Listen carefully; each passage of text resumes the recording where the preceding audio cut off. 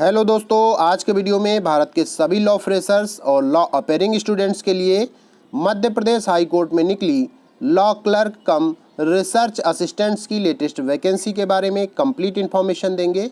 तो friends, legal jobs और law related subject notes PDF में पाने के लिए हमारे इंस्टाग्राम और टेलीग्राम चैनल से अवश्य जुड़ें। इंस्टाग्राम और टेलीग्राम चैनल का लिंक वीडियो के डिस्क्रिप्शन में दिया गया है। और फ्रेंड्स, इसी प्रकार की वीडियोस को पाने के लिए हमारे वीडियो को लाइक और चैनल को सब्सक्राइब अवश्य करें। तो चलिए आज का वीडियो स्टार्ट करते हैं। और मध्य प्रदेश हाई कोर्ट में सेशन 2021-22 के लिए निकली law clerk cum research assistant की लेटेस्ट वैकेंसी के बारे में जान लेते हैं। तो दोस्तों, आपके सामने स्क्रीन पर हाई कोर्ट ऑफ मध्य प्रदेश जबलपुर का ये नोटिफिकेशन है जो कि 17 फरवरी 2021 को जारी किया गया है। इसके आधार पे law clerk cum research assistants 2021-22 के लिए वैकेंसीज रिलीज़ की गई हैं।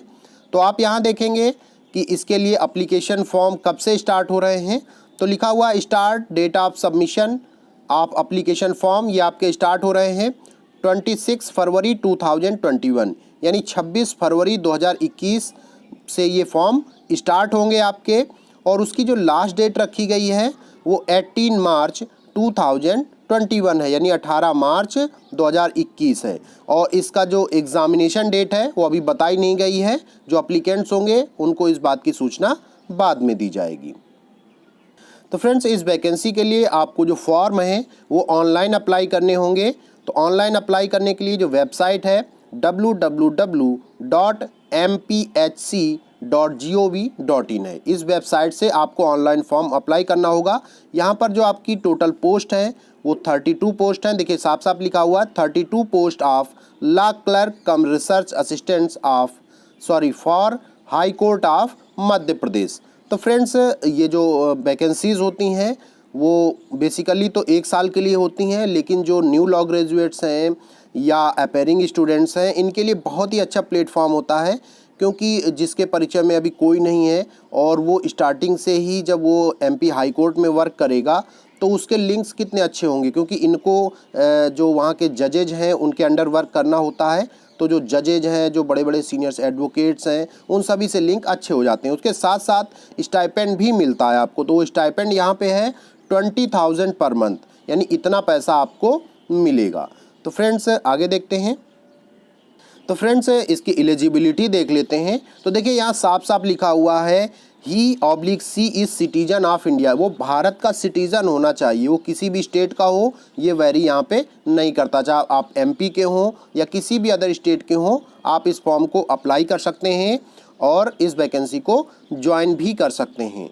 तो फ्रेंड्स, इस कन्फ्यूजन में बिल्कुल मत रहें कि हमारे लिए है या नहीं है। और ये सभी के लिए और न्यू लॉ ग्रेजुएट्स के लिए ये बेस्ट ऑप्शन होता है। ये जिसको चांस मिल जाए तो ये मानिए कि उसका जो लॉ करियर है वो बहुत ही अच्छे मतलब जो है हाई तक पहुंचेगा। तो आप देखेंगे आगे कि इसके लिए क्वालिफ़िकेशन क्या मांगी गई है। क्वालिफ़िकेशन आपके पास लॉ डिग्री होनी चाहिए, वो 3 ईयर LLB हो या 5 ईयर की जो लॉ डिग्री होती है इंटीग्रेटेड, इन दो में से कोई भी हो, लेकिन BCI अप्रूव्ड इंस्टीट्यूट से होनी चाहिए। तो दूसरा, अब आप जो अपेयरिंग स्टूडेंट्स हैं, तो अपेयरिंग स्टूडेंट्स में जो 5 ईयर वाले स्टूडेंट्स हैं, 5 ईयर LLB कर रहे हैं, तो वो अगर फाइनल ईयर में हैं तो उनके लिए स्पेशली यहाँ मेंशन किया गया है कि वो इसमें अप्लाई कर सकते हैं। यानी अपेयरिंग स्टूडेंट्स और लॉ डिग्री कंप्लीटेड दोनों स्टूडेंट्स इस फॉर्म को अप्लाई कर सकते हैं। इसके साथ साथ देखेंगे कि इसमें आपको कंप्यूटर का नॉलेज भी होना चाहिए, जैसे MS ऑफिस है या दूसरे जो बेसिक चीज़ें हैं, ऑफिस है, एक्सेल है, इस तरह के नॉलेज होने चाहिए, क्योंकि आजकल सब कंप्यूटराइज्ड हो चुका है और वहाँ पे आपको इससे रिलेटेड वर्क करना पड़ सकता है। तो अब इसकी एज लिमिट जान लेते हैं। तो देखें साफ साफ लिखा हुआ the candidate must not be below age of 18 years and above 30 years. Means 18 year to 30 year के अगर एज क्राइटेरिया में आप आते हैं तो आप फॉर्म को अप्लाई कर सकते हैं। एग्जामिनेशन फ़ीस क्या होगी? तो फ्रेंड्स, इस फॉर्म को अप्लाई करने के लिए जो फ़ीस रखी गई है तो ये सभी के लिए, चाहे किसी भी कैटेगरी का कैंडिडेट हो, चाहे वो महिला हो पुरुष हो, वो सभी के लिए जो फ़ीस है 900 ₹22.16 ये फ़ीस है। तो फ्रेंड्स एक्चुअली क्या है कि ये फ़ीस ऑनलाइन पे होनी है, इसलिए इसमें अलग से वैसे पैसे वाली बात नहीं है कि आप चालान कैसे बनवाएंगे।